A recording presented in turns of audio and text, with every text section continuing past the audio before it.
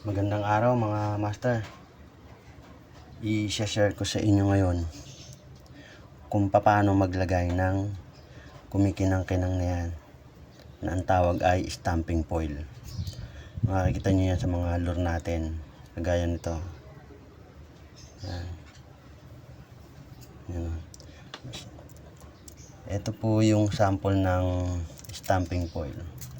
Ito po nakat ko na para po dito sa lalagyan ko.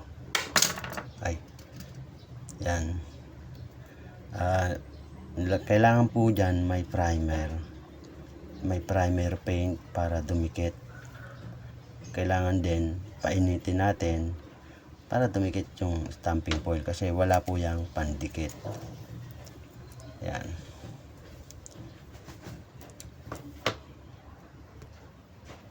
Ito po yung kailangan natin sa stamping. Stamping heat pad ang tawag po rito. In-order ko lang sa Shopee.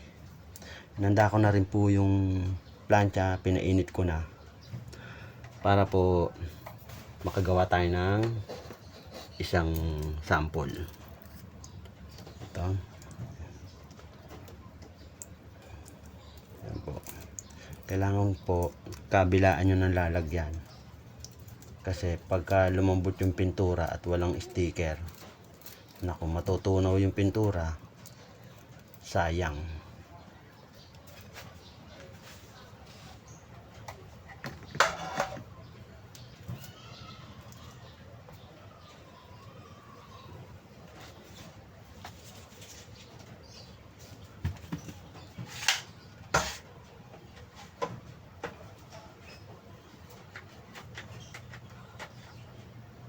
Uh, 30 seconds.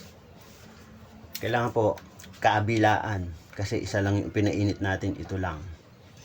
Pagka ganyang mga manual, ganyan po ginagawa. Tapos mamaya pagka tinanggal natin, iinitin natin uli, saka natin babalik ta rin yung lure.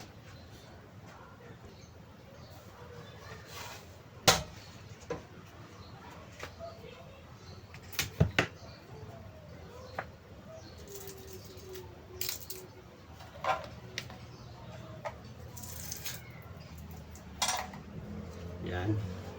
Initin natin uli.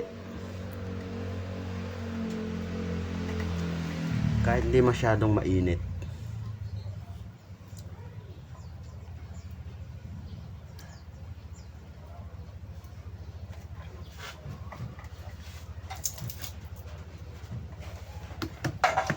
Yan, babalik ta rin natin.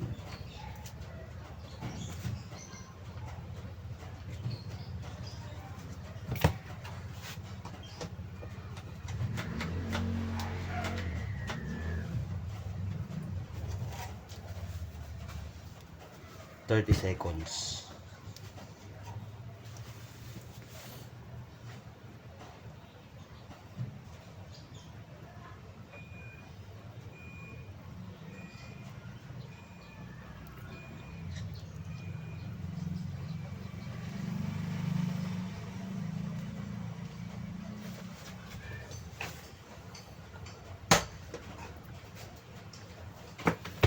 Palamigin lang natin konti. Kasi ano pa yan. Yan, maganda hilot-hilutin para yung may makita tayong lukot, matatanggal, maayos pa.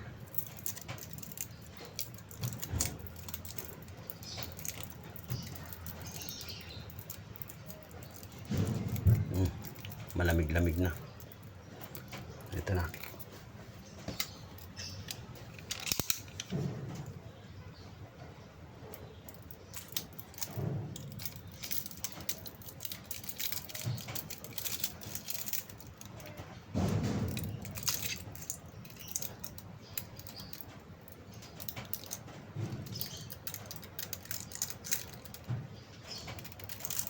Yun.